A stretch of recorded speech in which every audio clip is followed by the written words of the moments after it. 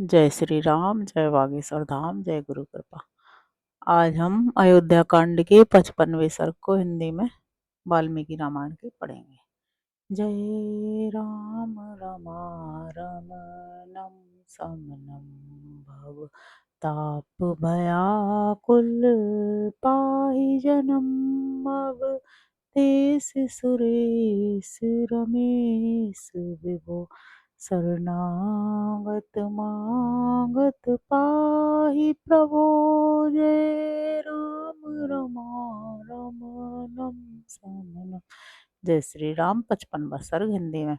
उस आश्रम में रात भर रहकर शत्रुओं का दमन करने वाले वे दोनों राजकुमार महर्षि को प्रणाम करके चित्रकूट पर्वत पर जाने को उद्यत हुए। उन तीनों को प्रस्थान करते देख महर्षि ने उनके लिए उसी प्रकार स्वस्ति वाचन किया जैसे पिता अपने और पुत्रों को यात्रा करते देख उनके लिए मंगल सूचक आशीर्वाद देता है। तदंतर महातेजस्वी महामुनि भरद्वाज ने सत्य पराक्रमी श्री राम से इस प्रकार कहना आरंभ किया।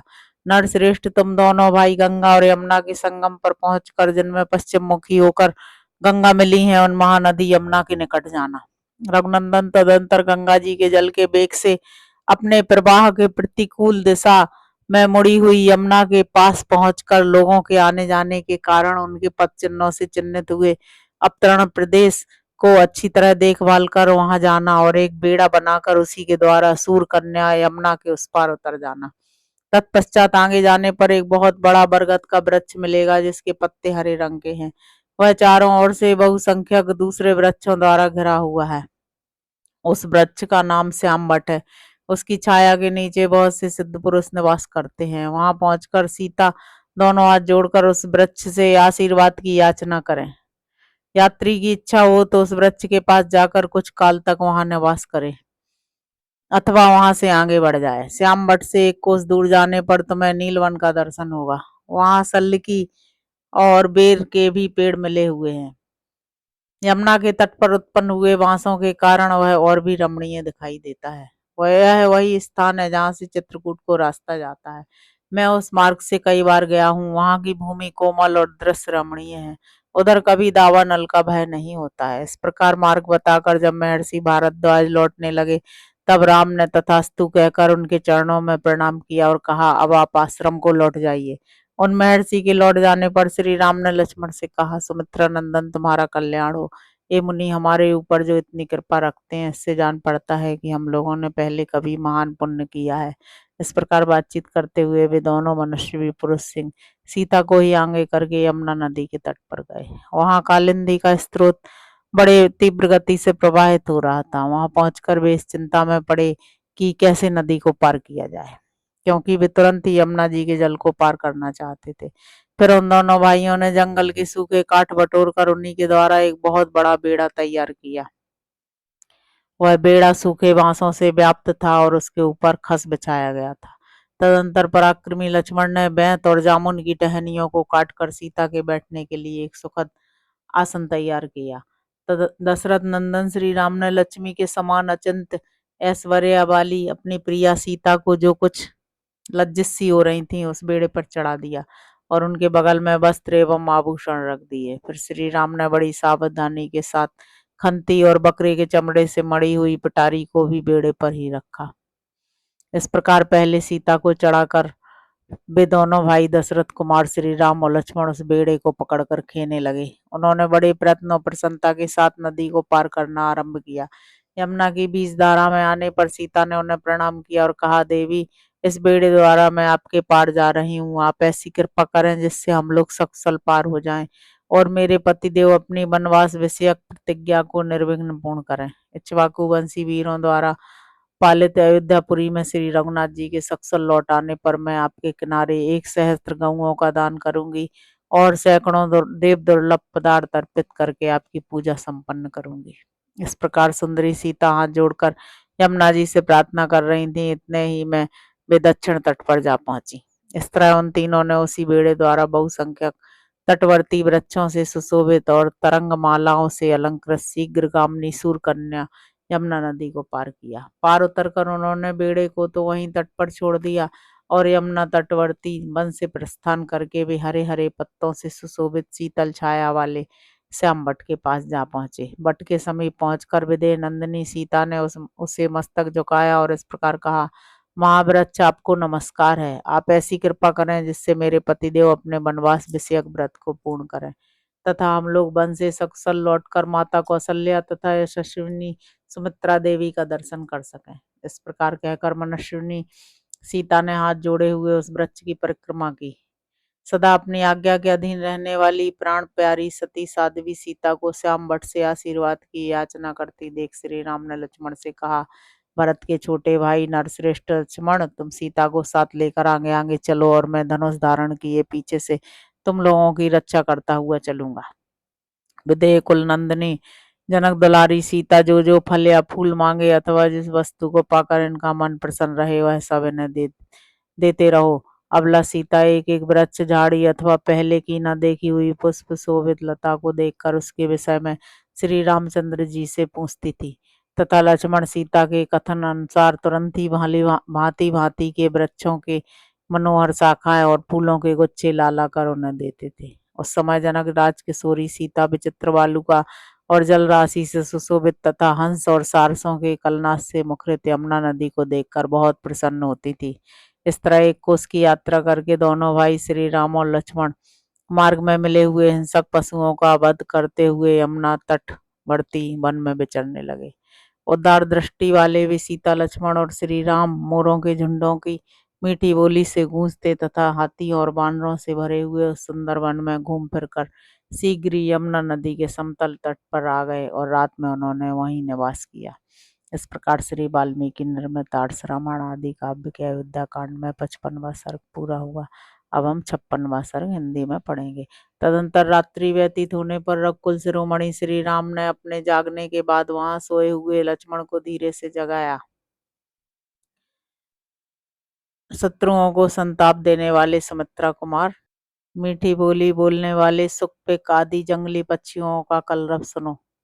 अब हम लोग यहाँ से प्रस्थान करें क्योंकि प्रस्थान के योग्य समय आ गया है। सोए हुए लक्ष्मण ने अपने बड़े भाई द्वारा ठीक समय पर जगा दिए जाने पर निद्रा आलस तथा राह चलने की थकावट को दूर कर दिया। फिर सब लोग उठे और यमुना नदी के शीतल जल में स्नान आदि करके ऋषि मुनियों द्वारा सेवित चित्रकूट के उस मार्ग पर चल दिए। उस समय लक्ष्मण के साथ वहां से प्रस्थित हुए श्री राम ने कमल नयनी सीता से इस प्रकार कहा, विदेह जनक विदेहराज नंदिनी, इस वसंत ऋतु में सब ओर से खिले हुए इन पलाश वृक्षों को तो देखो।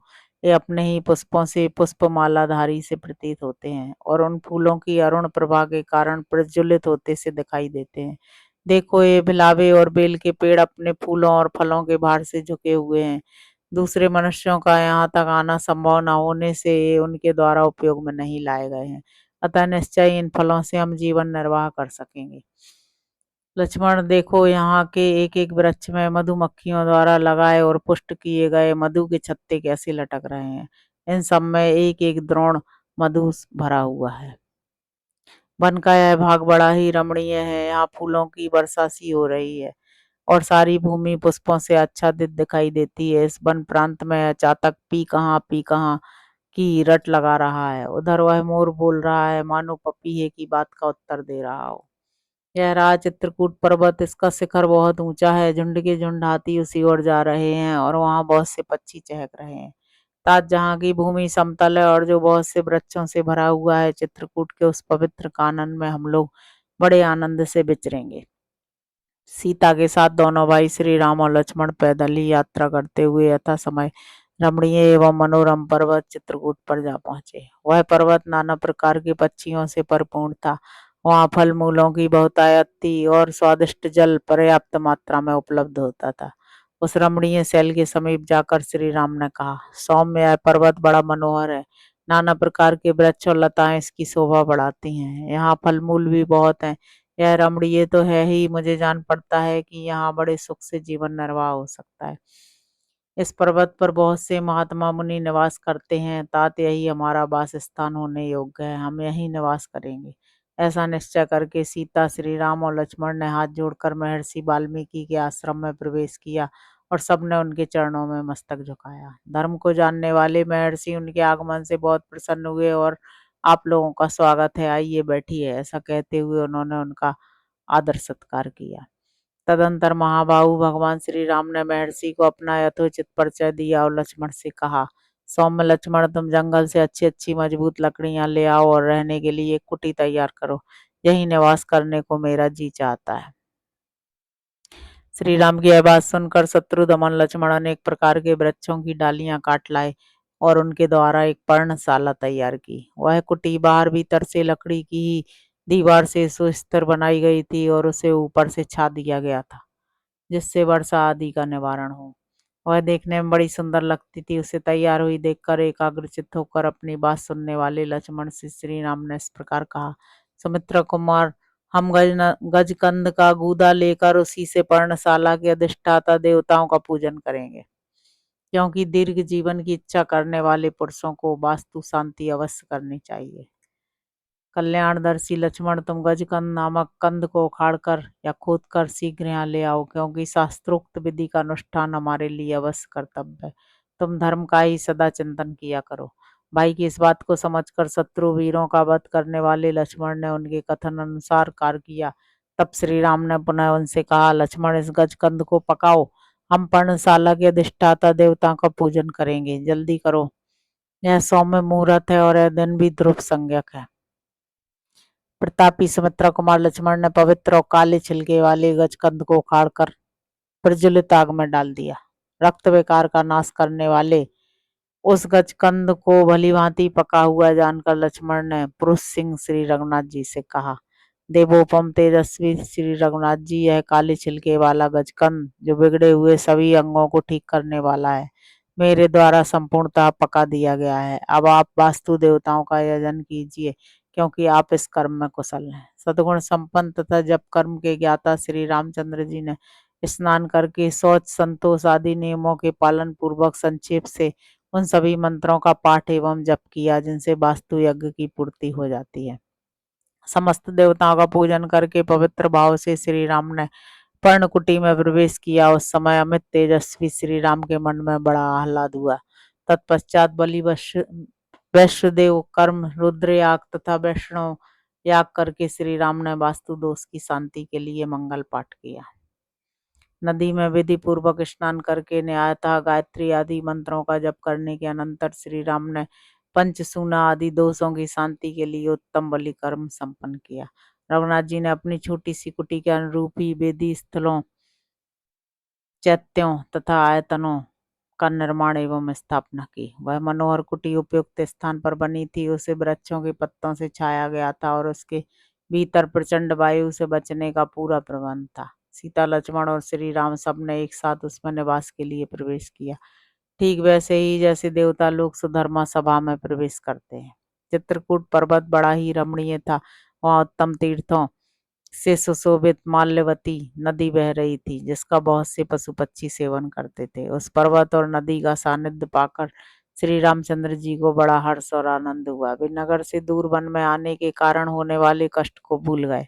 इस प्रकार श्री वाल्मीकि निर्मित रामायण आदि काव्य के अयोध्या कांड में 56वां सर्ग पूरा हुआ। जय श्री राम, जय बागेश्वर धाम, जय गुरु कृपा।